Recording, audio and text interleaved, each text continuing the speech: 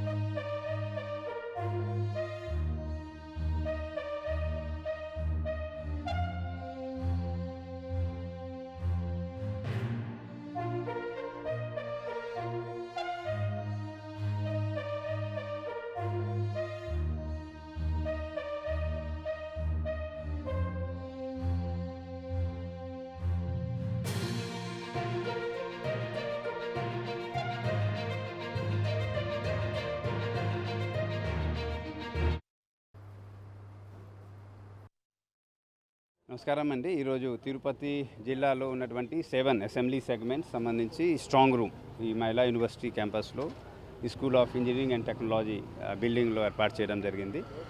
ప్రతిరోజు as a district election officer నేను visit చేయాలి, ఎస్పీ గారు కూడా విజిట్ చేయాలి. ఇది ఎలక్షన్ కమిషన్ ఇచ్చిన ఆదేశాలు. ఆ ప్రోటోకాల్ నేను ఫాలో చేసుకుంటూ ఎలక్షన్ కమిషన్ చాలా డీటెయిల్ గైడ్ లైన్స్ ఉంది. ఈ స్టోరేజ్ ఆఫ్ ఈవీఎం ఏ విధంగా చూసుకోవాలి, ఆ గైడ్ లైన్స్ మేము అన్నీ ఫాలో చేసుకుంటూ ఇక్కడ ఏర్పాటు చేసుకున్నాం.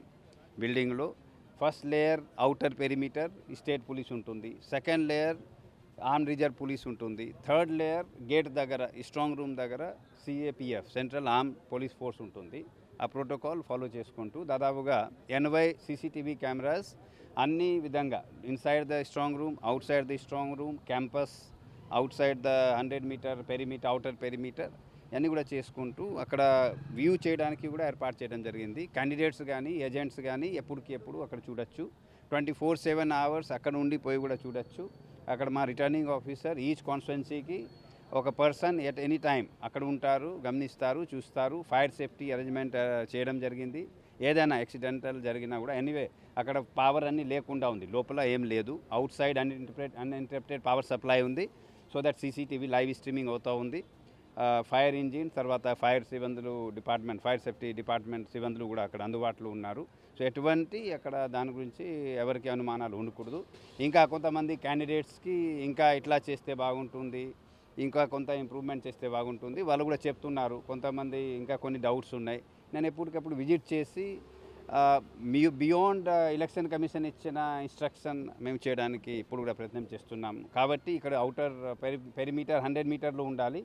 ఇక్కడ కూడా ఆల్మోస్ట్ 2 కిలోమీటర్స్ మనకి ఎక్కడ ఉండే స్ట్రాంగ్ రూమ్ ఉందో అక్కడ నుంచి 2 కిలోమీటర్స్ ఈ మెయిన్ గేట్లో ఇప్పుడు ఫ్రిస్కింగ్ చేసి ఆథరైజ్ పర్సన్ మాత్రమే లోపల కాలేజ్ ఉన్నాయి, అక్కడ స్టూడెంట్స్, ప్రొఫెసర్ కొంతమంది ఉంటారు. Otherwise authorise